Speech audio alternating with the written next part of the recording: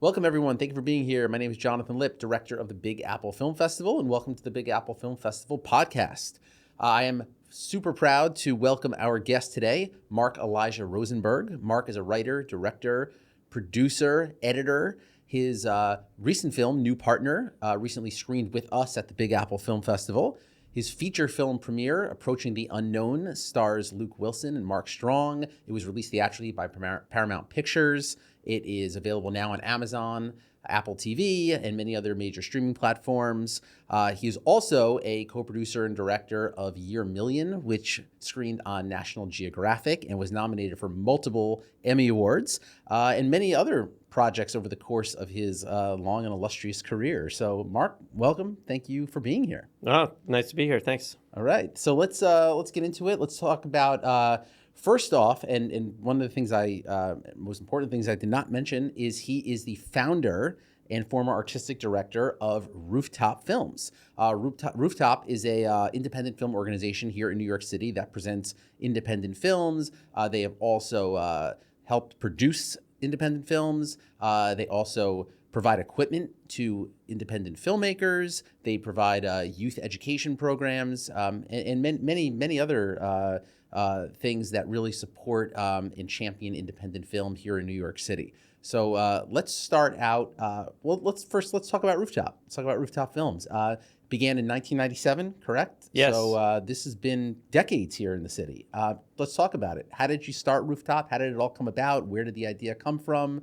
And how did it evolve over the years? Let's first go back to 97 and talk about how it started. Sure. So 1997, obviously I'm probably about 4 years old or something, you know?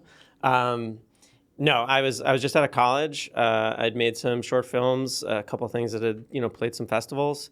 And I just wanted people to see my work. I was living in a rental apartment on 14th Street and Avenue A, a little 6th-floor walk-up where people in the building hung out on the roof. And totally illegally. It was just like one of those, prop the door open and the alarm won't go off type situations. And I just thought, it'd be fun to show some of my short films, some of my friends' short films, a couple of things I'd seen at festivals on my roof. So I bought a used 16 millimeter projector at one of these old, camera houses around here in Midtown, and literally staple gunned a sheet to the wall, hand wrote some flyers of just being like film festival, Friday night, handed them out at some concerts and, at Anthology Film Archives and stuff. And a few hundred people showed up and watched movies on the roof. And so it was a great night. And I just decided to do it again the next year. I actually got evicted from that apartment in part for doing that event because I borrowed all these chairs from some like wedding rental house. And the chairs, kind of put like little holes in the tar paper roof. And so then we moved out to Bushwick in 1998. We're able to like build a screen on one of those industrial warehouse roofs and do another screening, and then it just kind of grew from there for a few years. Went from one screening a year all the way up to about 15 screenings in 2002.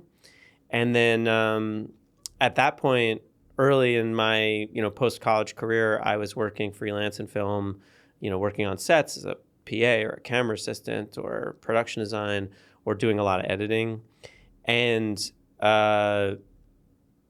up until, year 4 or 5, Rooftop was just a volunteer thing that I was doing, a little bit nights and weekends.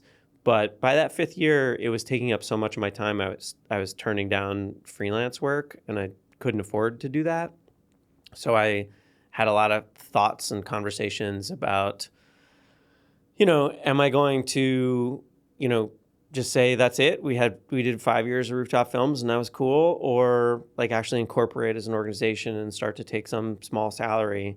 And obviously, I did the latter. I, made it a real organization and took that first year was something like $6,000 was my salary or something. But it was just enough that I could work through the summer without having to take, freelance film production jobs. And it really just took off from there and kept growing. One of my missions was always to bring a lot of other people into the organization. People were always excited about the idea. So I wanted to hand off as many things to people who were excited about that thing, whether it was marketing or fundraising or the technical aspects of it or programming. And so just building up the team over the course of years. And yeah, now next summer, our next festival is going to be our 30th year. So Wow. yeah, Incredible. it's pretty exciting. Yeah, I mean, some of the things I really love about this. Number one, I'm always inspired by artists and entrepreneurs, people who take the reins and go about something on their own without waiting for someone to save them or discover them. Like you went and just did this on your own, which I admire. And I'm just like, I'm so inspired by that. And I love these kind of stories.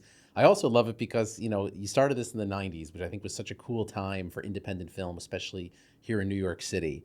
Because in the 90s, there's something about the independent film scene then that's just so like memorable and nostalgic, you know, and you had these films like Slacker coming out and Sex, Lies, and Videotape came out and, you know, Brothers McMullen and Clerks and Blair Witch and the list goes on, you know, and it's just a cool time, you know, for indie film and especially here in the city. And your story about Rooftop, it's such a New York kind of thing, you know, like because, you know, showing movies on a rooftop, you know, sure, that could be done anywhere, but there's something very like New York about that because rooftops are such a thing here, you know, rooftops get-togethers and gatherings and parties and, you know, film screenings. And I just think it's awesome. So let me ask you, did Rooftop in any way, do you feel also helped your career as a filmmaker? Absolutely, it helped my career. You know, I met so many other filmmakers and, you know, producers and people in the industry through Rooftop that, yeah, the producers in my first feature were people who, particularly Josh Penn and Matt Parker, who'd been two of the lead producers on Beasts of the Southern Wild, which was a film that Rooftop had helped support. We'd been supporting that director, Ben Zeitlin, actually since he was in college, giving him grants for his work. And so that was the most direct, like full cycle type of relationship of having that network. Was Rooftop a co-producer on that film? We gave it the first funding, so it was a grant that we gave, but not a co-producer. Oh, got it. Yeah. So in other words, you would connect with these producers through Rooftop, and then come in as you know, if maybe a funding partner or a grant partner or something like that. Yeah, exactly. That's our relationship with supporting films is through our grant program. So we have many of our events are free, but some are ticketed. And when we have ticketed events, we take a portion of all the ticket sales and it goes back to the filmmakers in the form of grants. And that was something I started the first 2 years of Rooftop, 97, 98, that was free. But in 99, I started asking for like a $5 suggested donation at the door. And at the end of the year, when we had, you know, a little bit of money left over, needed some for getting ready for next year, for buying equipment and marketing and, you know, paying our very small, like, day of staff. But I decided to take a portion of that proceeds and give it back to the filmmakers. And we could have done something where we gave every filmmaker like $100, but that just sort of felt like it's a drop in the bucket. What does it really do?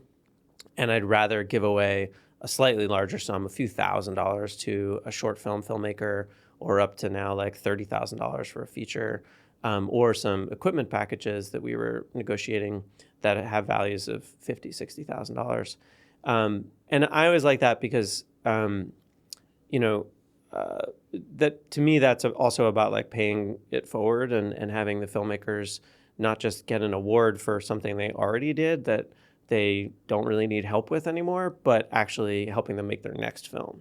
And so, like, I'm actually a very competitive person in a certain aspect of my life. Like, I play sports and stuff. But in art, I'm not a big fan of awards for art.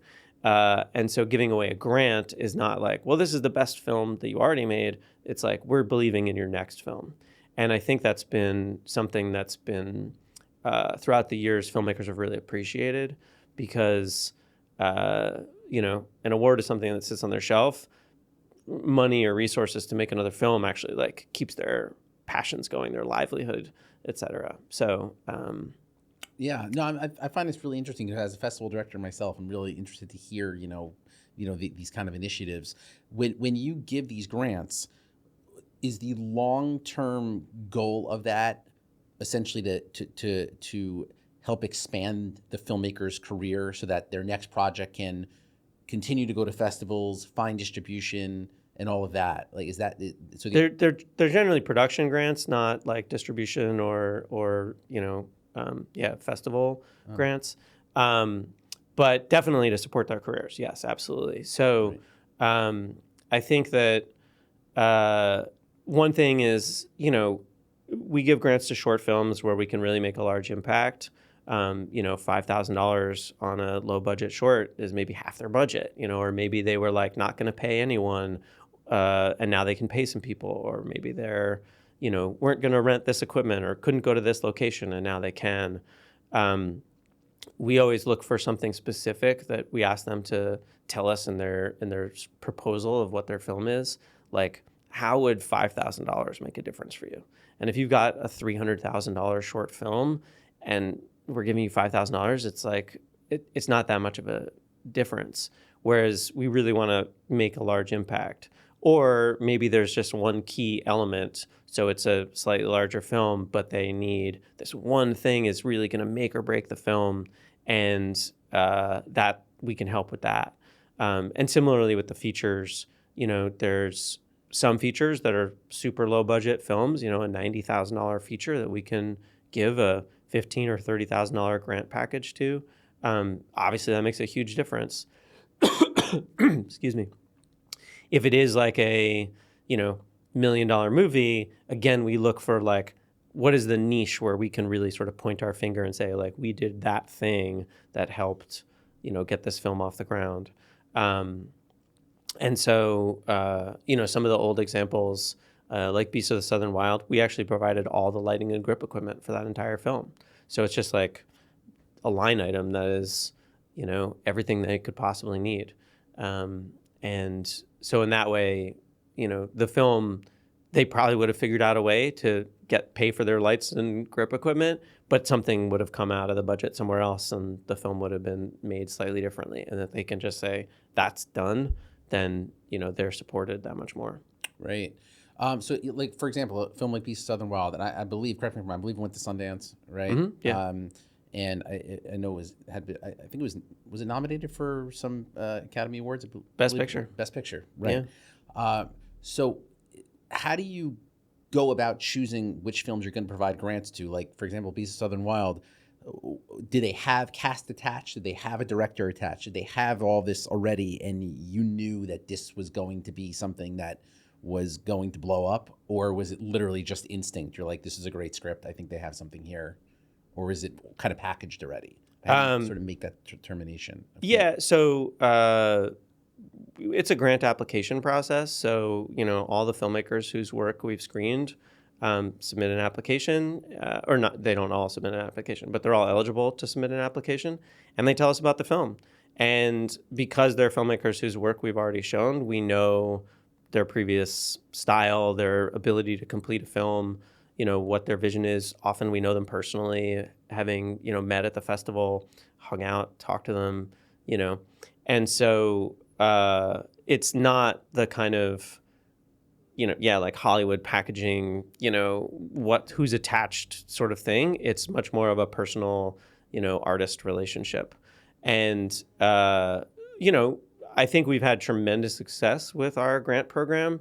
The vast majority of the films we've supported have gone on to be really great films that have, played at a lot of major festivals around the world. That said, with any artist and any art project, there's some that we funded that haven't worked out exactly, but usually we just try to support the artist. And if that project still doesn't come to fruition, we can, transfer it to something else they're doing or, try to find some other way to support them. So, but you never know fully. And for short films, and I'm a huge fan of short films, I love them. Do you have a specific goal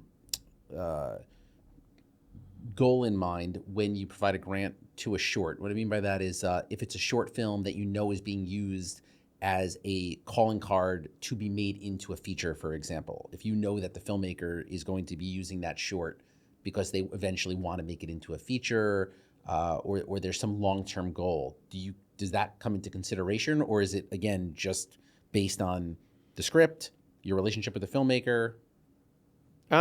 Yeah, I don't think we think about that too often. Personally, I feel like the short film is sort of like its own genre, its own medium than a feature. It's not necessarily meant to be just like an abbreviated feature. Like I used to say that sort of the same way that you wouldn't just like compare a poem to a novel. I don't necessarily compare like the best short films to features, because there's a lot of different things you can do in a short that you can't really do in most features, of being more daring, more experimental, having a smaller slice of life, you know, all sorts of stuff like that. So we really like to support the shorts as films unto themselves. And so a lot of times that is something that is, more experimental or animation, or just wouldn't work as a, 90-minute film. That said, if a film, I love narrative shorts as well. And so if something, is naturally going to grow, and that's, something that we can support, then we're excited about that. But I wouldn't say it's something we're necessarily looking for as much as just like the quality of that work of art itself.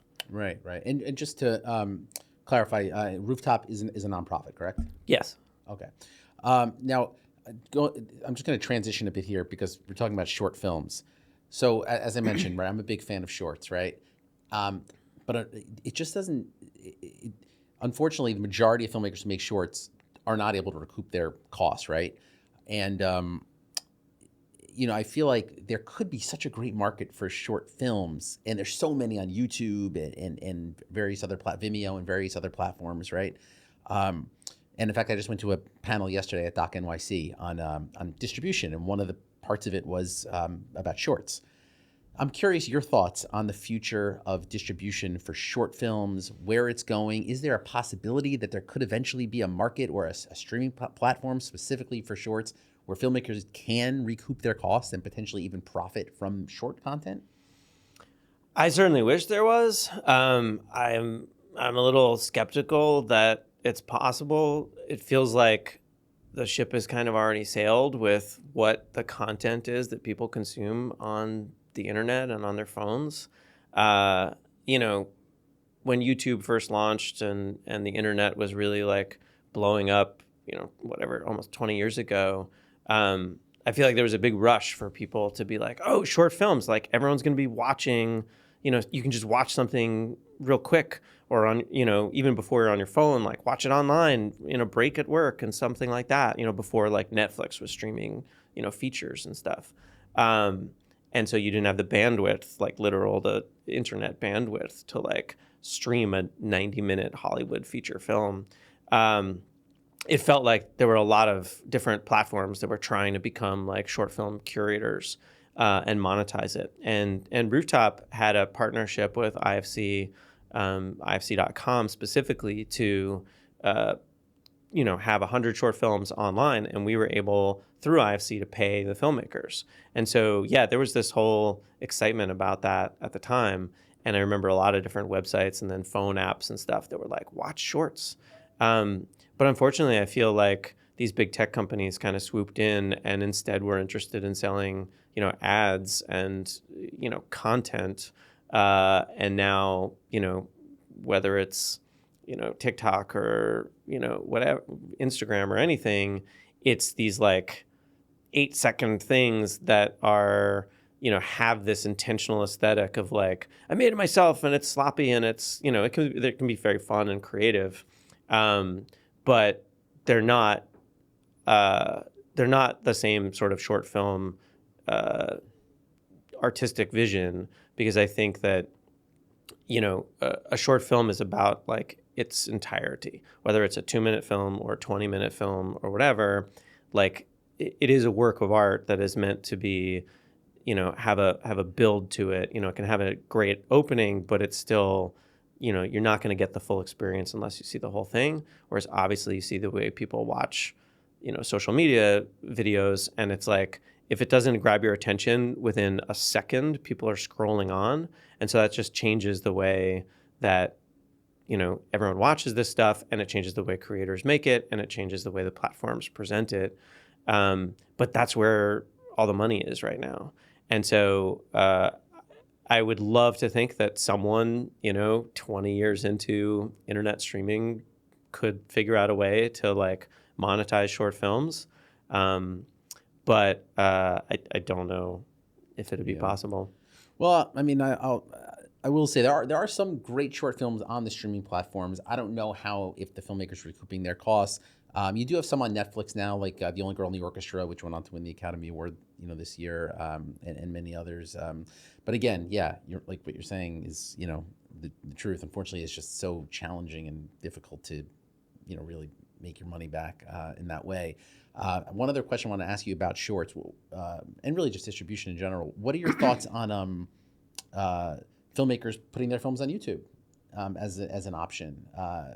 Is that something that you would recommend to filmmakers if they have a short, not sure what to do with it, and after their festival run, go YouTube? Oh yeah, sure. I mean, definitely put your stuff online, and I think that YouTube as a platform obviously has like a really wide volume of viewers and the biggest viewership of any of the like free streaming platforms, at least as far as I know. That said, it seems harder to, get attention because of that, because people go to YouTube. I go to YouTube to like, watch a how-to video to fix my bathtub, or something like that. I don't really go to like, watch art. And I know that lots of people do go to content creators and follow them and watch their stuff. But I feel like if you're, really want like a more artistic experience and viewingship, probably, somewhere like Vimeo or Patreon or something like that, where you could monetize it a little bit, but it's also sort of more of an artful platform, would be like maybe a better place. But also, to be honest, like I don't spend a lot of time on the internet. Like I'm not on any social media. I don't just go to like YouTube, Vimeo, etc. to like just see what's out there in a moment. Like I am very intentional with my time, on the internet. So, I'll use streamers, but I'm like, oh, I want to watch that movie. I'm going to sit down and watch that movie. I don't just kind of like hunt through content. So I'm not necessarily the best person to ask about like what people should do with their films online. Yeah, I mean YouTube. Yeah, it's interesting. It's like the most watched streaming platform in the world, billions and billions of hours of views, and it's such great opportunity for exposure. But like you said, it's not like really curated, so to speak. It's just just tons of content, right? So you could watch your how-to videos, right? But then you also have a film, like for example, we screened a film, I Am Not a Robot, at our festival last year, which is on YouTube now, has millions of views, but of course it also won the Academy Award. So, of course that's going to, drive the traffic to that video. So yeah, it's interesting. There's pros and cons to it, I suppose, right? Yeah. Okay, now in terms of your filmmaking careers, you've made shorts and you've made features, right? Your directorial debut was Approaching the Unknown, which starred Luke Wilson, right? Which is great. Mark Strong. How'd you go about the casting? How'd you go about getting the talent? Was this all through Rooftop? No, Like, connections there? No, it wasn't through Rooftop at all. I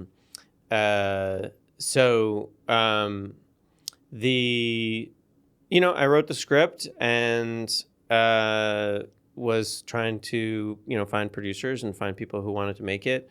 Originally, it was actually conceived of as a feature fiction film, but also as a performance installation. And so I actually received some support from the art world to help finance the project as more of an art installation. But that was sort of the first support I received from Creative Capital.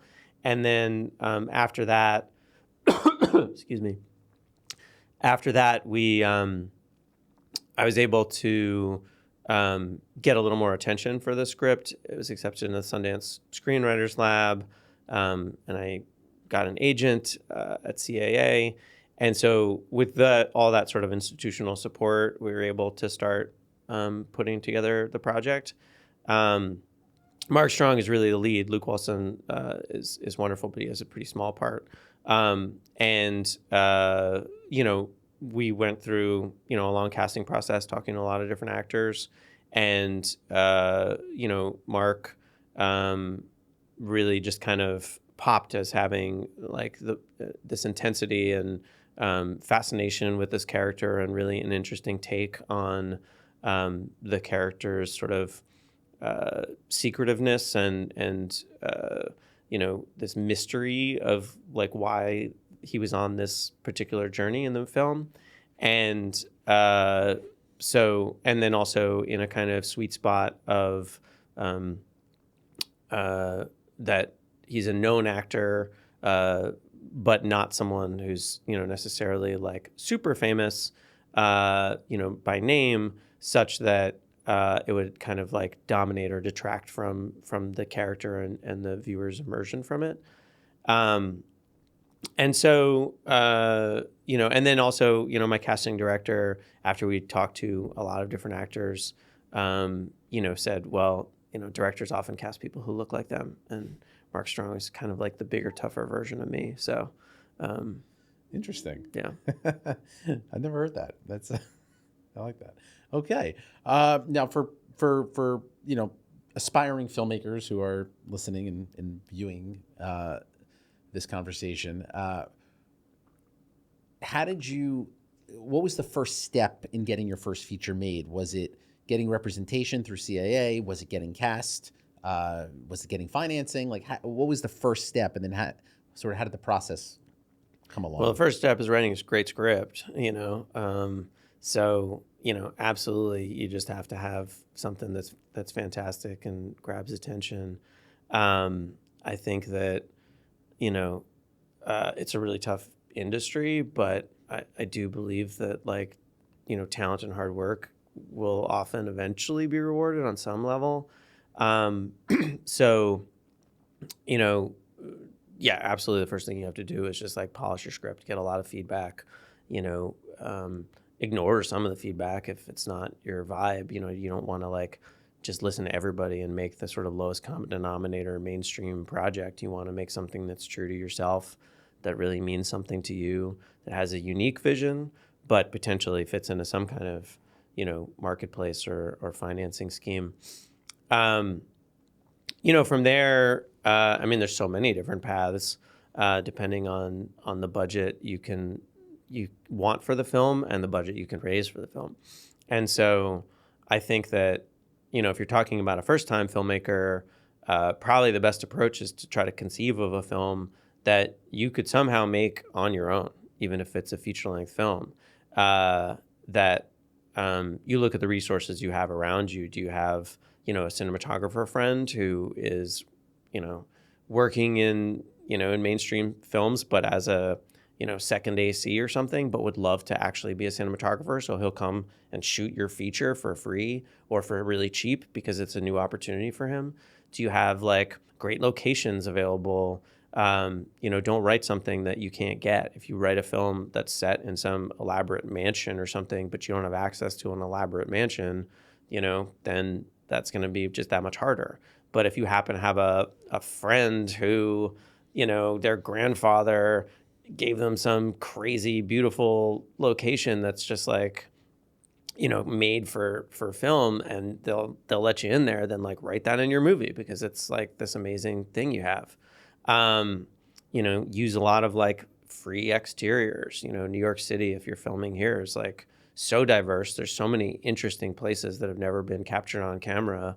Go out in the boroughs and find like cool spots where you can shoot for free outdoors with, available light.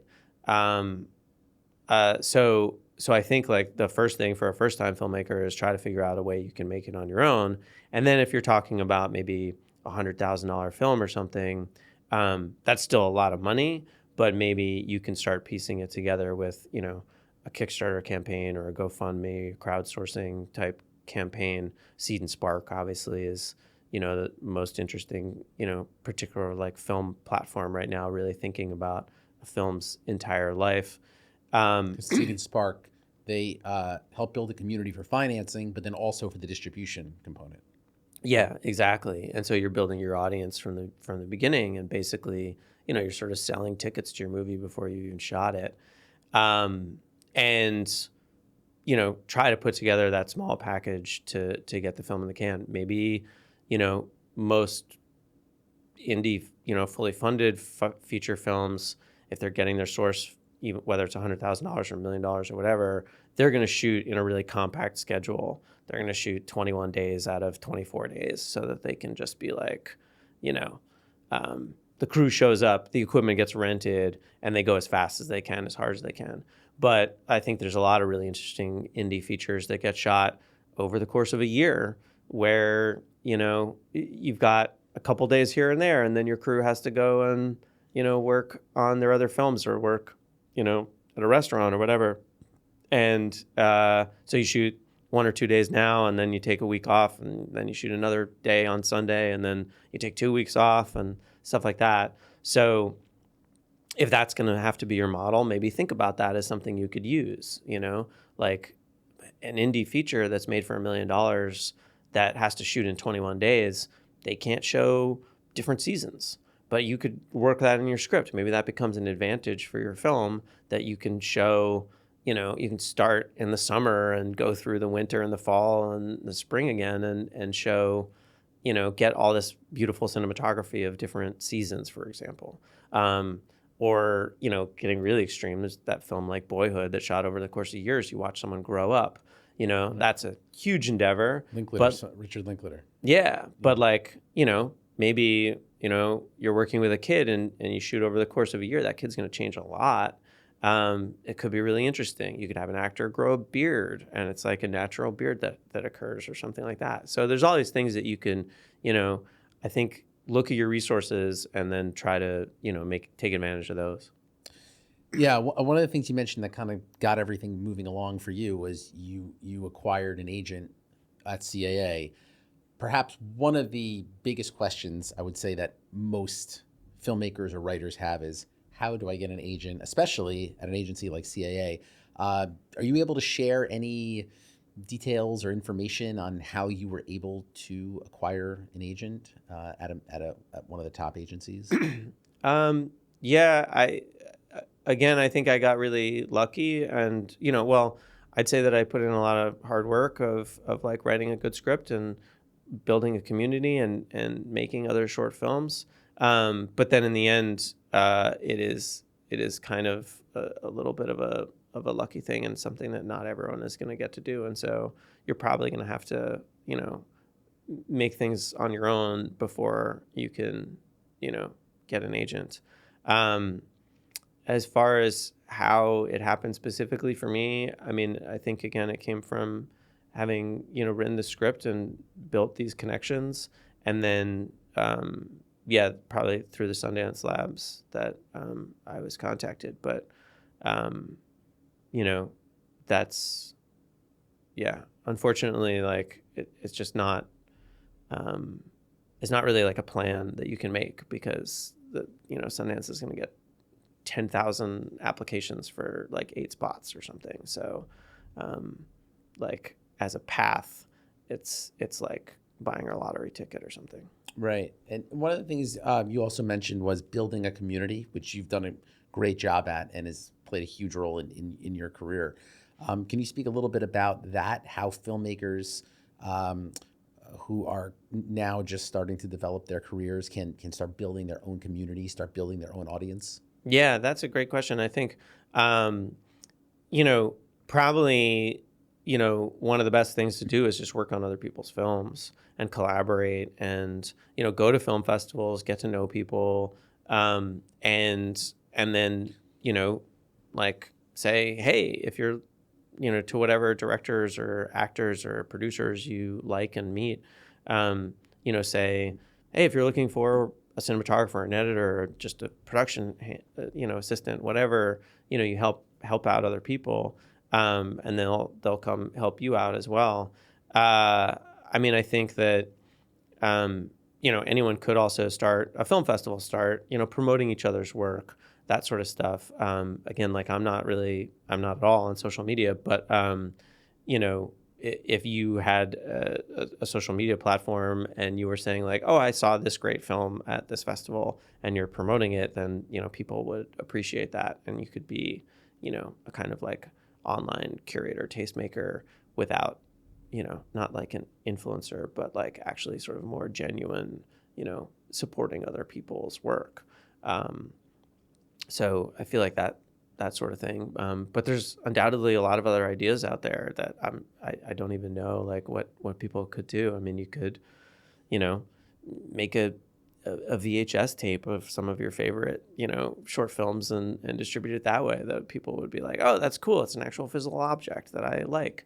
You could have a film festival that is just, a screening at your house where, 10 people come over and just watch movies at your house, but it's like really intimate and really, highly curated.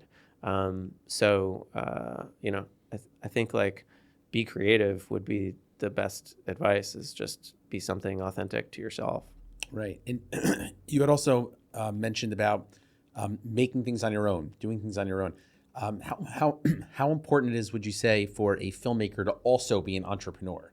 Would you say that's sort of a requirement, or it's not necessarily mandatory? I think it's up to you. I think that, more and more in the like creator economy, you hear about that idea of like people having to be entrepreneurs and all the need to like self-promote and build your own audience. And, that you have to be on social media and you have to like build your brand and all this sort of stuff.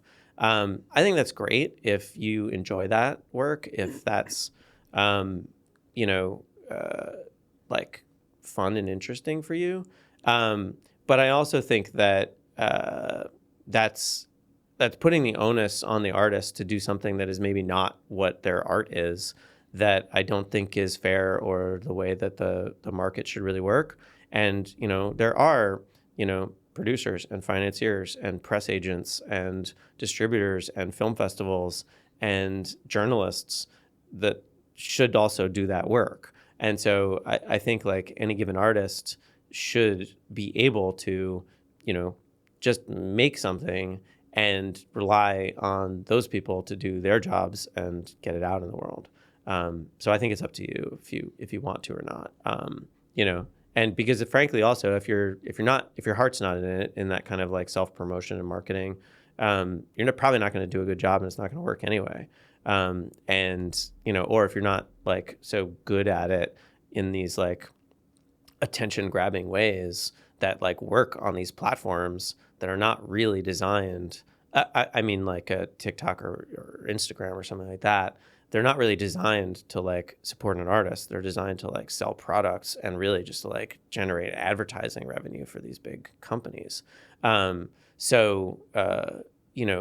like Seed and Spark or Patreon would definitely be more about, actually supporting the artist.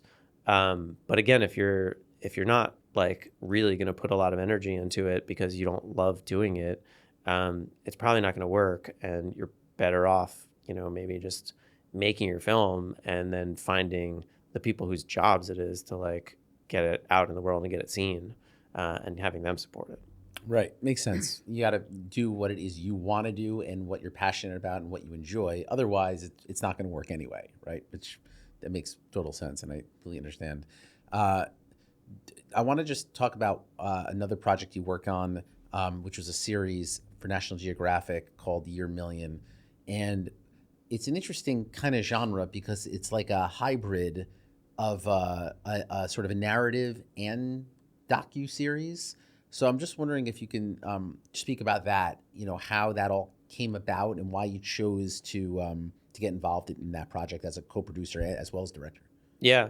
So, that project is a partially scripted series, but it's all based on scientific facts of what leading scientists in the world think the future may be like for humanity, and the way that like technology and the environment and all these big concepts like even like interplanetary travel might change human life. And National Geographic was interested in doing something that was just kind of breaking the format mold.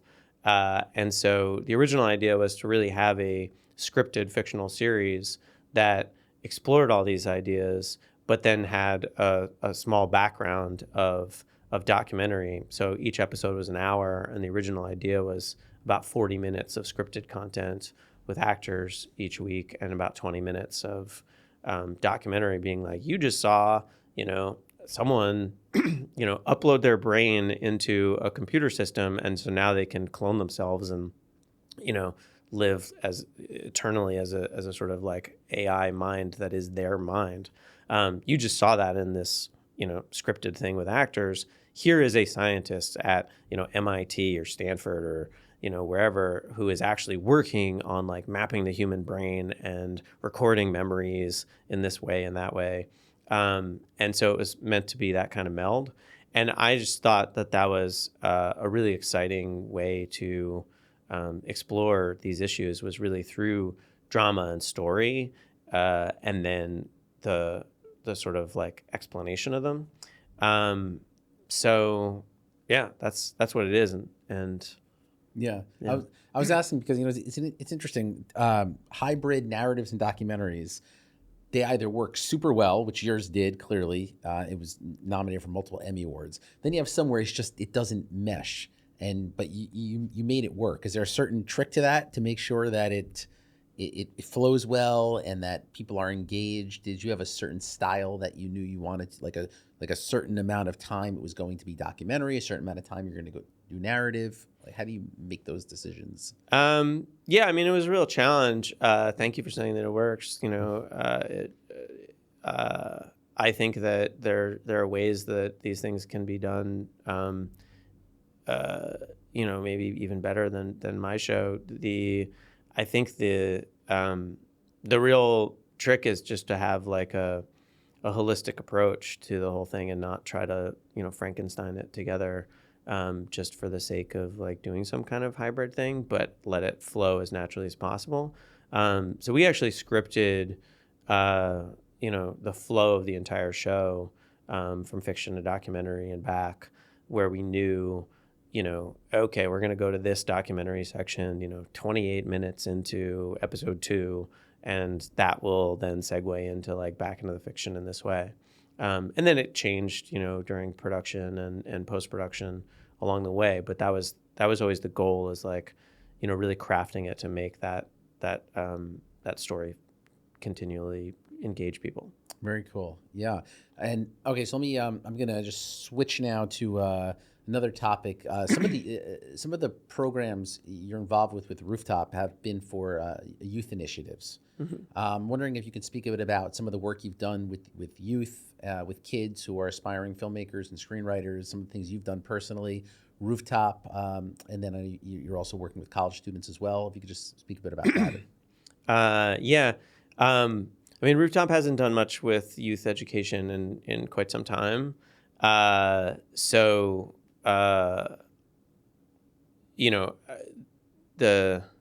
don't know if it makes so much sense to talk about that, because it's probably been 15 or 20 years since we really had much of a youth education project. But in my own teaching, I teach film production at Hunter College, which is incredibly rewarding for me, and I hope really beneficial for the students. I love the student body there and the community at Hunter.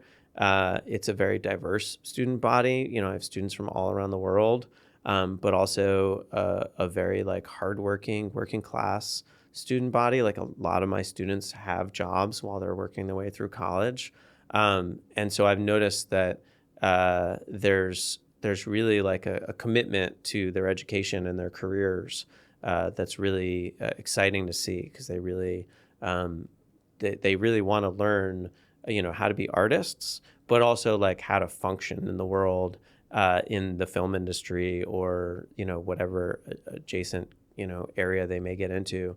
And so it's exciting to help these young people really create their own visions and find their own voice, so that, again, with such an international population, they're making films that are about their stories from, Nigeria or Yemen or, Japan or wherever that they're coming from. And they're such like unique projects that I'm seeing that no one else is making. Certainly no one in Hollywood, and no one in, not many people in indie film are looking at these very personal, stories from, working class people from around the world. And so, through Rooftop Films over the years, I've been, lucky enough to watch a lot of films, get to know a lot of filmmakers. And I'm often someone who, friends of mine who are very successful filmmakers will ask me for feedback on their scripts or their rough cuts or something like that. And, I've done that for years. Now it's something I get to do like 30 times a week for, these young people who have so much, energy and passion and creative vision. But it's almost even more impactful than, when I've done it for, an already established filmmaker, because I'm really like helping shape their lives, I hope, for the better. And so, I think it's something that, any filmmaker, if you can give feedback to other filmmakers, can be really, personally rewarding and help you learn about your own process and things like that. But it also just like, I think, makes the filmmaking community in the world a little bit of a better place if you can help someone who doesn't necessarily have, whatever advantages yet of making, films that are, supported by bigger financial institutions or whatever. I think that that's just going to make the world's films better, and that I think that helps everybody. Yeah, that's great. Because, I think real fulfillment, right, in whatever you're doing comes from helping other people, supporting other people. And I think that's where the true happiness and fulfillment that we feel, whether you're an artist, whether you're an entrepreneur, whatever it is you're doing, is by helping others. And that's where we really, feel like we're achieving something. So it's really great that you're giving back like that. And you also mentioned about the diversity, that's one of the great things about New York City and being a filmmaker here in New York City, is that you get all these diverse perspectives from people all around the world. And you have people here that are just coming from everywhere. So it's incredible, like the opportunity you have to be exposed to all these various cultures and all that. So it's really great that you have that opportunity to do that. So in conclusion, let me ask you about other projects that you are currently working on. Are you in production on anything? Do you have any scripts in the works? What's happening now? So I have a few scripts that are in the works, some that are done and some that are still in the writing process. I'll say that, I have a script that I'm really done with and proud of.